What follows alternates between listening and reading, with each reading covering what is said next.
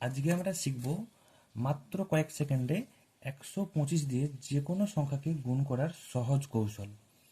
সহজ কৌশলটি হলো 125, এটাকে যদি আমরা ভগ্নাংশ আকারে লিখি তাহলে লিখতে পারি 1000/8।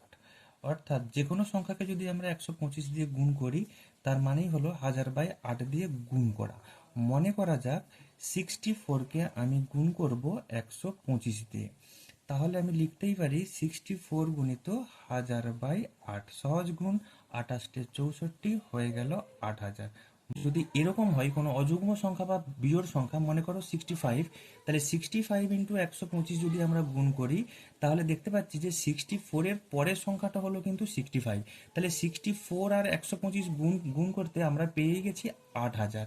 কিন্তু 64-এর পরের সংখ্যাটা যেহেতু 65, তাহলে এক বেশি, তাহলে 125 কিন্তু আবার একবার যোগ করে দেবো, হয়ে গেল আমাদের রেজাল্ট 8125।